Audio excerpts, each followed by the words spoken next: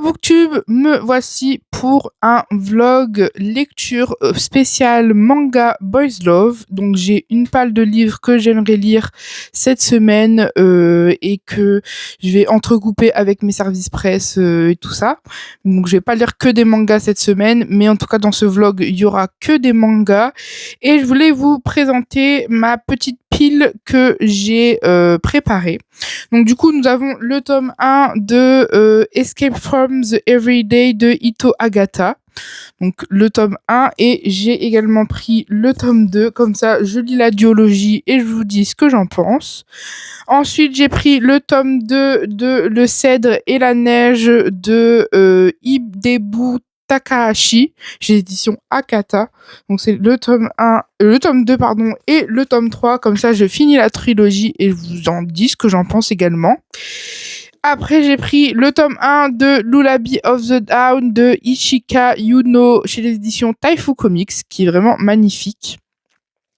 Et j'ai pris Ne me lâche pas la main, le tome 1 de Saki Sakimoto et également le tome 2. Comme ça, je lis les deux tomes qui sont dans ma bibliothèque.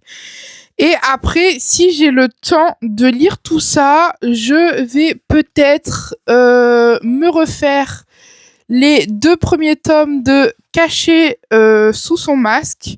Donc le tome 1 et le tome 2. Et si j'arrive à me refaire les deux premiers tomes, je lirai le tome 3 qui est là. Et le tome 4 de Caché sous son masque de Mitsuru Sangu chez les éditions Anna Collection. Donc voilà à peu près tout ce que je vais lire cette semaine. Donc là, je vais commencer, je pense, avec Ne me lâche pas la main, le tome 1. Donc c'est celui qui me donne le plus envie pour l'instant. Donc je pense que je vais lire ça. Et puis je vous reprends tout à l'heure pour vous dire un peu ce que j'en ai pensé de ce tome 1. Je vais vous montrer les illustrations un peu qui sont dedans. Comme ça, vous voyez un peu les planches de dessin qui sont dedans à peu près. C'est quel le style de dessin. Donc voilà à peu près le style de Saki Sakimoto. Je trouve que les dessins sont les traits sont assez fins et tout ça, donc j'aime beaucoup. Donc je vais me lire celui-là.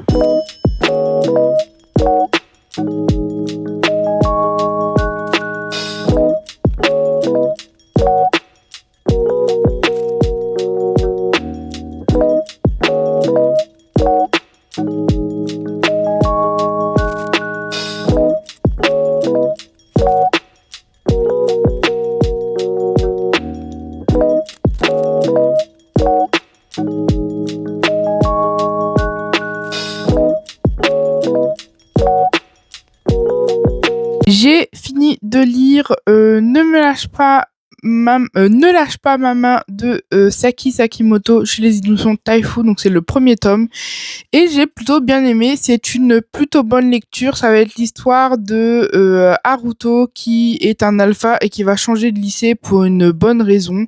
Il va être transféré dans un lycée bas de gamme alors qu'il était dans un lycée de la haute société. Et il va rencontrer Miyabi qui est un jeune garçon qui cache le fait qu'il soit Oméga. Et en gros, ils vont se rencontrer, sauf que Miyabi va tout de suite détester Haruto. Il va pas réussir à le saquer et Haruto va tout faire pour que Miyabi l'apprécie et tombe amoureux de lui.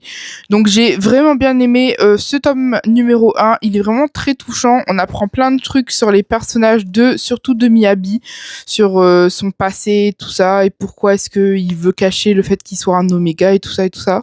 On en apprend un peu moins sur Haruto, on sait juste pourquoi il a été viré de son école, mais à part ça on ne sait pas trop sur lui et sur sa famille, donc j'espère qu'on va un peu plus en apprendre dans le deuxième tome. Mais en tout cas, j'ai vraiment bien aimé ce premier tome, c'était une bonne petite lecture. Je vais vous remontrer un peu les illustrations. J'ai bien aimé le trait de l'autrice qui est très fin, qui est très joli. J'aime énormément les planches qu'elle a créées. Donc c'est pour public averti, il y a qu'une seule scène de spicy à la fin, donc une seule scène de smut à la fin dans ce premier tome là.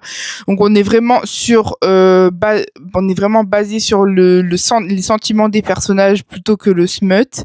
Donc j'ai vraiment aimé ce côté-là de ce manga et bah là je vais de ce pas lire le deuxième tome qui est celui-là. Donc la couverture est encore plus belle que quand le premier tome. Mais je vais lire de ce pas ce deuxième tome. J'ai fini de lire Ne lâche pas ma main de Saki Sakimoto, le tome 2. Et franchement, je suis un peu mitigée. Donc j'ai plutôt bien aimé l'histoire en soi, elle est cool. Les traits de Sakimoto sont toujours aussi fins. Donc les dessins sont toujours aussi beaux. J'adore. Mais l'histoire en elle-même s'essouffle un peu. Je trouve que il y a un peu moins d'action que dans le tome 1. C'est plus contemplatif. Il y a des petites histoires, ils se disputent, machin, mais j'ai trouvé ça un peu... il fallait mettre ça pour que l'histoire avance, sinon il se passe rien de spécial. Le fait que Haruto soit jaloux des potes de Miyabi, j'ai pas trop aimé ce côté-là du personnage. On n'en apprend pas plus sur le personnage de Haruto. Là, il passe à l'université, donc on occulte tout ce qui s'est passé au lycée, on n'en parle plus du tout.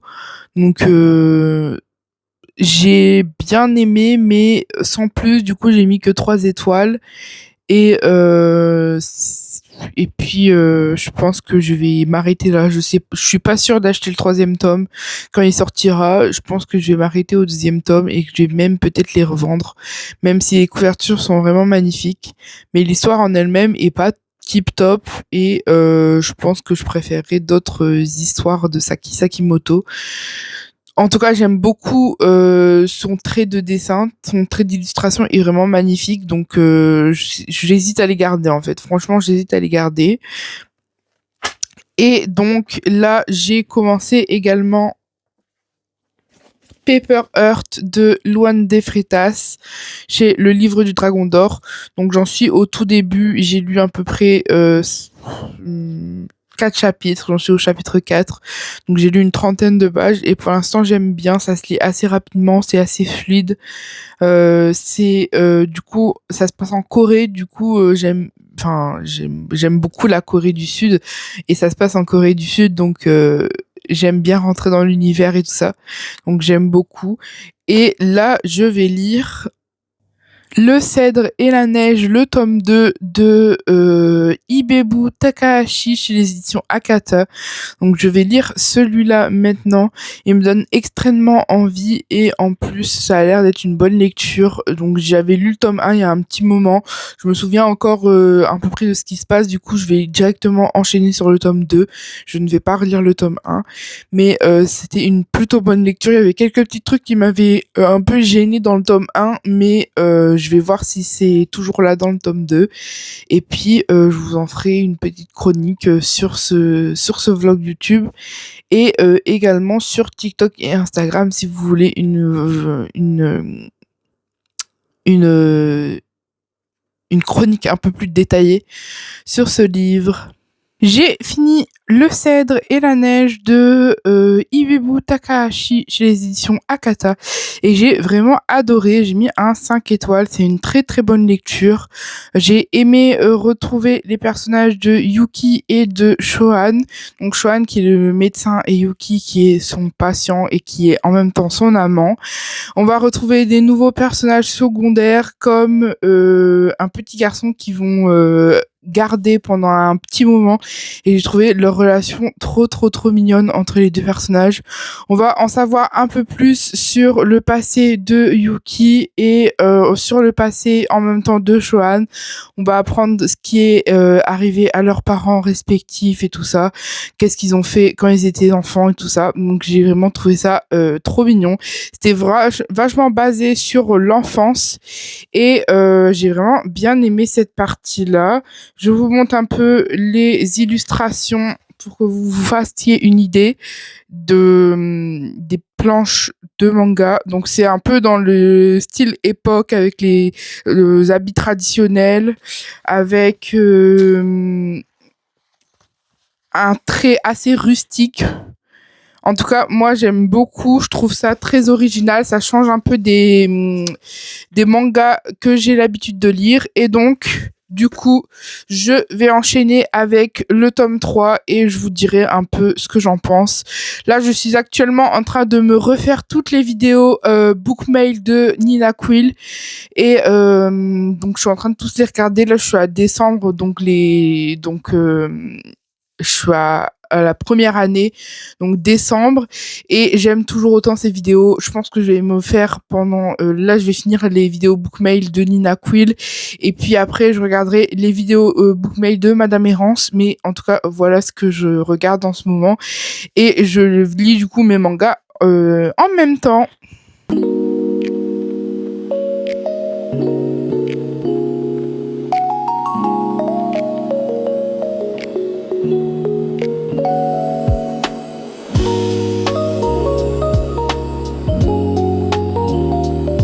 J'ai fini le Cèdre et la Neige, le tome 3 de Ibebu Takahashi chez l'édition Akata et j'ai adoré ce troisième tome.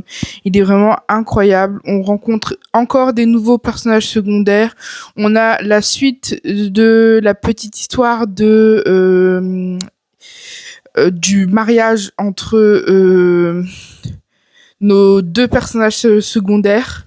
Donc on a la petite histoire, on a la suite de la petite histoire qui a commencé dans le second tome et qui signe dans ce dernier tome de la trilogie.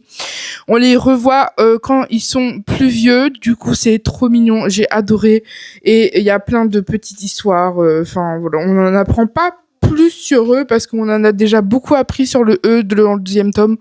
Du coup, on n'en a pas encore pas plus sur nos personnages, mais c'est vraiment la suite du tome 2 quoi. En fait, on suit nos deux personnages, Shohan et Yuki, et tout simplement, ils vont faire leur petite vie, Shohan en tant que médecin et Yuki en tant que ancien Yakuza. Et ça va être trop bien. Donc, j'ai adoré ce tome 3. Donc, ça fait que j'ai fini la trilogie de Le Cèdre et la Neige. Et du coup, je vais commencer une nouvelle saga.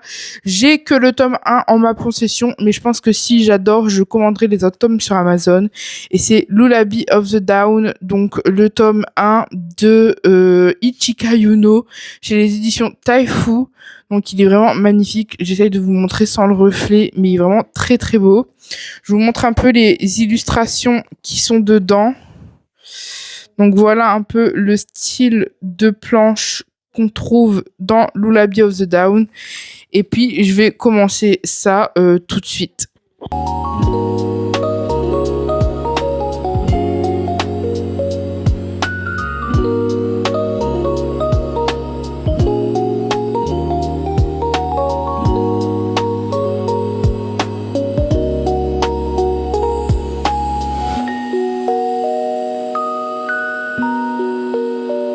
J'ai fini Lullaby of the Dawn, le tome 1 de Ichika Yuno chez Taifu et j'ai plutôt bien aimé. Ça va être l'histoire de Elva qui est un jeune chaman et qui se bat contre la mer Noire la nuit où c'est des monstres d'eau noire qui viennent sur l'île et en fait Elva va tout simplement toutes les nuits se battre contre certaines créatures et il va rencontrer un jeune garçon qui s'appelle Arnor et qui lui veut absolument aider Elva dans la vie. Il veut l'accompagner tout au long de ses journées, lui faire à manger, lui construire des choses et tout ça, car il a enfin compris pourquoi le chaman fait ça et donc du coup il veut l'aider à vivre dans sa vie et j'ai vraiment bien aimé ce petit manga. C'est un tome 1 donc je crois que c'est une saga en 5 ou 6 tomes et j'ai vraiment bien aimé ce tome 1. C'est assez introductif, on en apprend sur les personnages de Elva et sur le personnage de Arnor, mais on apprend surtout qu'est-ce que c'est la mer Noire, qu'est-ce que c'est les chamans,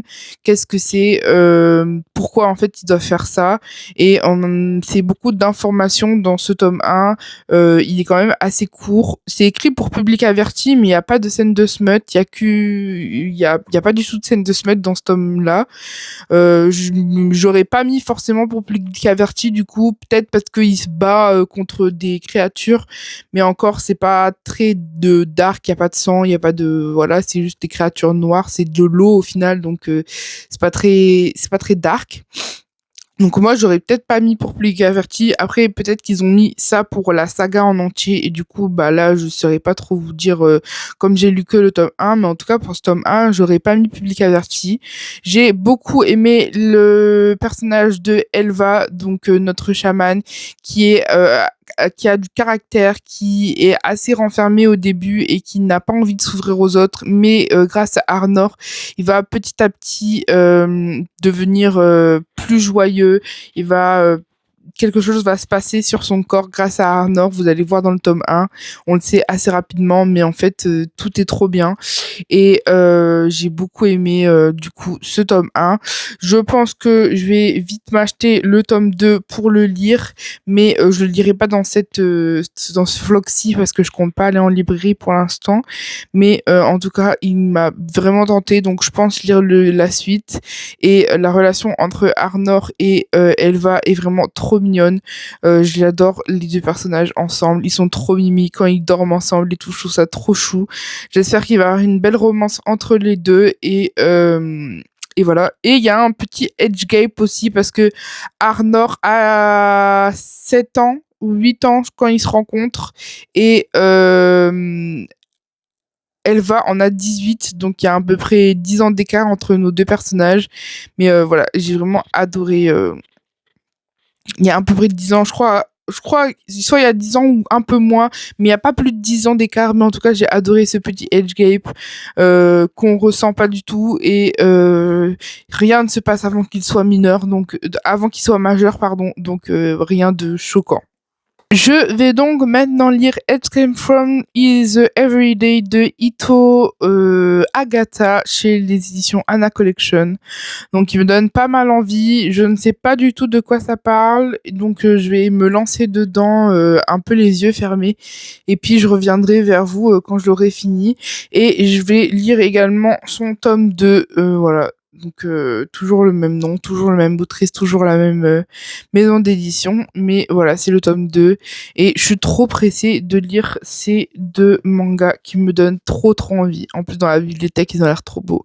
Je sais pas si je crois que c'est une duologie, mais je suis pas sûre. Il y a peut-être une suite, mais je pense que c'est une duologie. Mais en tout cas, je vous dirai quand j'aurai fini le tome 1. Je vous reprendrai pour un petit clip.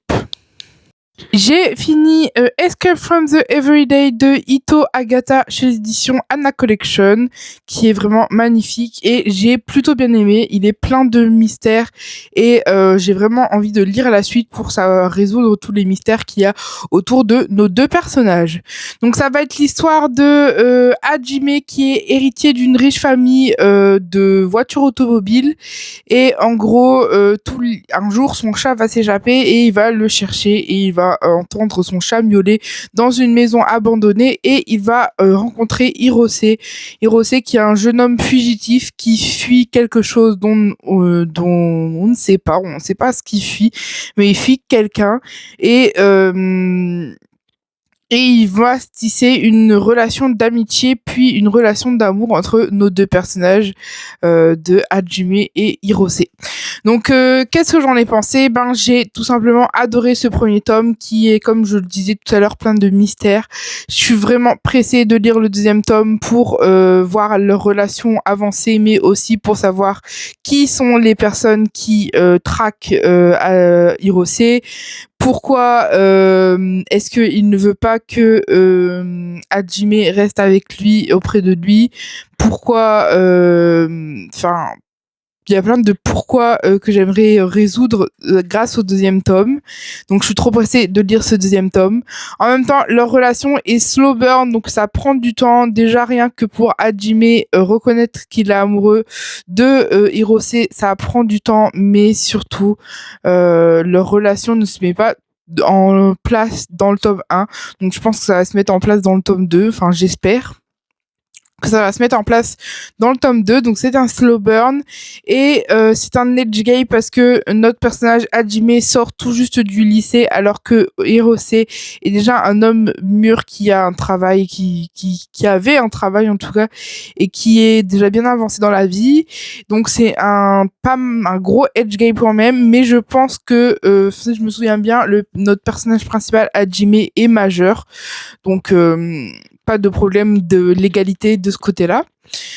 Ensuite, ce que j'ai aimé vraiment c'est la relation surtout, mais aussi le trait de dessin de Ito Agata. Tout est foncé, tout est gris et noir. Il y a pas il y a pas tant que ça de blanc dans les paysages. C'est très pour nous mettre dans le thème du sombre de l'histoire qui est un peu sombre. Ben du coup tous ces planches de dessin sont un peu sombres. Je vais vous en montrer une autre. Mais voilà, elles sont tous un peu comme ça. J'aime beaucoup le trait de l'autrice, enfin de la mangaka plutôt, qui est très jolie. J'ai vraiment bien aimé son dessin. Et je vais m'empresser de lire le second tome qui a le même nom, hein, qui est de la même autrice, mais voilà, le second tome de Escape from the Everyday. Toujours chez Anna, mais je vais le lire dès à présent. Clôturer ce vlog pour aujourd'hui. Comme ça, je le posterai sûrement dans la matinée ou dans l'après-midi. Donc, si tu as aimé ce vlog lecture où j'ai lu pas mal de livres au final, je te laisse liker, commenter, repartager et t'abonner à mon compte YouTube si tu veux voir plus de vlogs si tu veux voir plus de vlogs. Et je te dis à bientôt.